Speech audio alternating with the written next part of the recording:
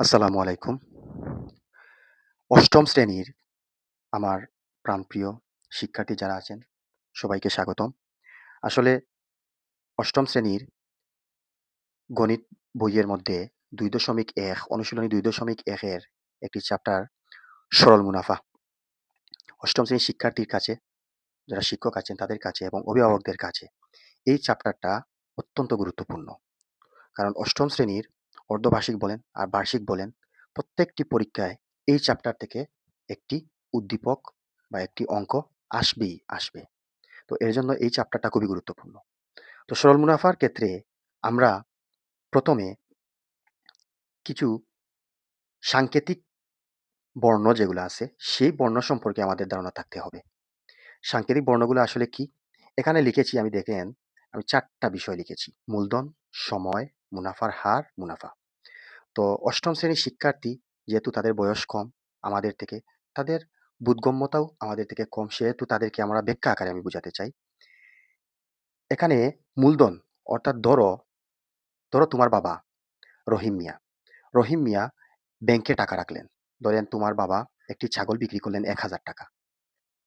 এই ছাগল বিক্রি করে তিনি ব্যাংকে রাখবেন টাকাটা। তিনি নিয়ে রাখলেন কোথায়? ব্যাংকে। তিনি ৳১,০০০ কি ছাগল বিক্রি করে পেয়েছেন। ৳১,০০০ পেয়েছেন।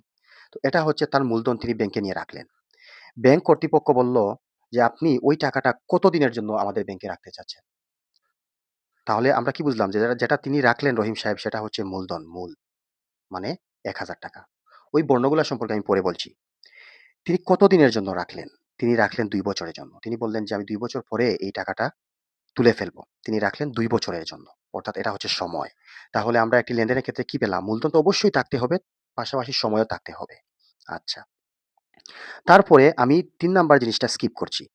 ৪ নাম্বারে আছে দেখো, আমরা এই ২ টা ব্যাখ্যা দিয়ে দিছি। মুনাফা। অর্থাৎ মুনাফা মানে তিনি যে ৳১,০০০ রাখলেন ২ বছরের জন্য, ব্যাংক কর্তৃপক্ষ তাকে ৳২০০ দিল। মানে ৳১,০০০ তিনি রাখলেন, ২ বছর পরে ব্যাংক থেকে তিনি তুলে আনবেন টাকা, তখন দেখলেন তার টাকা হয়ে গেছে ৳১,২০০। অর্থাৎ ১,০০০ এর সাথে মুনাফা আসছে কত? মুনাফা মানে লাভ। আমরা সবাই জানি, এগুলা ৫ম শ্রেণীতে আমরা পড়েছি। মুনাফা মানে লাভ। লাভ, মুনাফা, লাভ্যাংশ সবই একই, মানে সমার্থবোধক শব্দ। তো মুনাফা তিনি কত পেলেন? ৳২০০ পেলেন। তবে ৳২০০ যে তিনি পেলেন, তিনি কত হারে পেলেন? তিনি পেয়েছেন মূলত মুনাফার হার এখানে ১০%। অর্থাৎ এই পার্সেন্ট বা এই ১০% যেটা আছে, এটারও আমি ব্যাখ্যা দেব। আপাতত এই ৪ টা বিষয় আমরা বুঝলাম যে মূলধন কি? মূলধন মানে আপনার বাবা যেটা রাখলেন ব্যাংকে ওইটা। সময় মানে হচ্ছে তিনি কতদিনের জন্য রাখলেন? তিনি ২ বছরের জন্য রাখলেন। এটা হচ্ছে সময়। এবং তিনি যে টাকা পেয়েছেন ২ বছরের লাভ, সেটা হচ্ছে তার মুনাফা। এবং যে হারে পেয়েছেন, এই হারটার সম্পর্কে হয়তো একটু তোমাদের বোধগম্য হচ্ছে না। পরবর্তীতে তোমরা এটা ক্লিয়ার হয়ে যাবে। আমি ব্যাখ্যা দিব। মুনাফার হার মানে আসলে ৳১০০ অর্থাৎ এই যে শতাংশ যেটা আছে, শতাংশ শতকরা দ্বারা সবসময় ১০০ বুঝায়। ১০০ শতাংশ দ্বারা ১০০ বোঝায়। অর্থাৎ ৳১০০ য় ৳১০ লাভ হয়। ৳১০০ য় ৳১০ মুনাফা তিনি পান। তাহলে মুনাফার হার ৳১০০ য় ৳১০। এবার ৳১,০০০ য় কত হবে ওইটা আমরা অঙ্ক করে বের করব। এখানে ৳১,০০,০০০ হতে পারে, এখানে ৳৫,০০,০০০ মূলধন হতে পারে। তখন এই ১০ তখন আরো বাড়বে। ৳১,০০০ যেটা আছে এটা তো আর হবেই। তো যাই হোক, এটা হচ্ছে আমাদের বেসিক বিষয়। এখন ৳১,০০০ য় ২ বছরে মুনাফার হার ১০% এ ৳২০০ হলো কিভাবে? ওইটা আমরা একটু ওইখানে উদাহরণস্বরূপ আমরা একটু ব্যাখ্যা করি, তাহলে আরো কনসেপ্টটি আরো ক্লিয়ার হয়ে যাবে। ধরেন আপনি এই যে চ্যাপ্টার তত্ত্ব আছে, আপনার যখন চ্যাপ্টারে অঙ্ক থাকবে তখন এই চ্যাপ্টারে অঙ্কের ভিতরে একটা একটা যে সাবজেক্ট আছে, যে কোনো, যেমন সময় অথবা মূলধন অথবা মুনাফার হার অথবা মুনাফা, যে কোনো একটা দিবে না। আপনাকে বলবে মূলধন অত, সময় অত, মুনাফার হার অত, মুনাফা কত। ওইটা আপনাকে প্রশ্নবোধক চিহ্ন দিয়ে দিবে, অর্থাৎ ওইটা আপনার অঙ্কের ভিতরে থাকবে না। অথবা মুনাফা অত, মুনাফার হার ১০%, মূলধন ১,০০০, কিন্তু সময় কতদিন, তখন সময়ের কতদিন ওইটা আমরা অঙ্ক করে আমরা বের করব। একই একই সূত্রয় প্রত্যেকটি জিনিস আমরা বের করতে পারবো। চলো আমরা একটু দেখি। তো একটা জিনিস মনে রাখবা, আমি আগেই বলেছি ৪ টা বর্ণ। মূলধন দ্বারা সবসময় পি বুঝায়, পি। ওইটা মানে পি দ্বারা প্রিন্সিপাল আছে, ওইদিকে আমি আর যাচ্ছি না। পি মূলধন দ্বারা সবসময় পি বুঝায়। যখনই মানে আমি অঙ্ক পরবর্তীতে করবো, তোমরা পি দ্বারা মানে বুঝবা যে ওইটা হচ্ছে মূলধন। পি দ্বারা মূলধন, পি দ্বারা মূলধন, এটা মুখস্থ করবা, মানে হাফিজির মতো, হিফজের ছাত্রের মতো। পি দ্বারা মূলধন, পি পি মূলধন, পি মূলধন। হ্যাঁ, সময় এন, এন দ্বারা সময় বুঝায়। এন দ্বারা কি বুঝায়? সময় বুঝায়। এন দ্বারা সময়, এন দ্বারা সময়, এন দ্বারা সময়, পি দ্বারা মূলধন, পি দ্বারা মূলধন। এইভাবে আর সমান মুনাফার হার, আর দ্বারা কি মুনাফার হার, ওইটা মনে রাখবা, আর দ্বারা মুনাফার হার, এবং আই সমান মুনাফা। ওইটা মুখস্থ করবা। করার পরে আমরা একটা সূত্র আছে যে আমরা জানি, সূত্রের ক্ষেত্রে আমরা সবসময় সূত্রের আগে আমরা জানি লিখতে হয়, যে কোনো সূত্রের ক্ষেত্রে আমরা জানি এইটা আই সমান পি আর এন।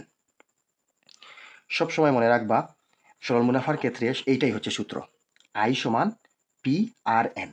এখন ধরো তোমার অঙ্কের ভিতরে চাচ্ছে যে মূলধন আছে, অঙ্কের ভিতরে মূলধন হতো 1000 টাকা, সময় 2 বছর, মুনাফার হার 10%, কিন্তু আমরা মুনাফাটা জানি না। ধরো মুনাফা আমরা জানি না, আমরা ওইটা কেটে দিচ্ছি, মুনাফা আমরা জানি না, আমরা মুনাফা বের করব।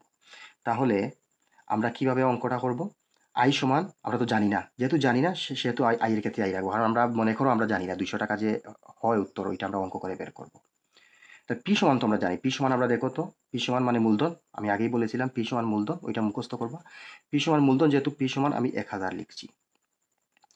দুইটা বর্ণ আমরা ক্লাস 6ষ্ঠ শ্রেণীতে পড়েছি 2x, অর্থাৎ 2 এবং x এর মধ্যে একটা গুণ আছে, 3x গুণ আছে 4a, 4 এর দুইটার মধ্যে একটা গুণ আছে, ওইটা মানে লুকায়িত থাকে।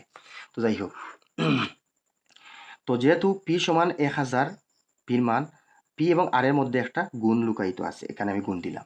আর এর মান কত? 10%। তো 10% যখন শতাংশ থাকবে তখন ওইটা 10/100 হবে, ওইটা মনে মনে রাখবা। ওইটা কিন্তু আগের শ্রেণীতে আমরা শিখেছি, যারা দুর্বল আছে তাদের জন্য আমি লিখে দিচ্ছি। শতাংশ সবসময় যদি এখানে 9% থাকতো তাইলে এইরকম 9/100 হইতো, ঠিক আছে। তো যাই হোক, তাইলে আমরা আর এর মান দিলাম 10%, ঠিক আছে।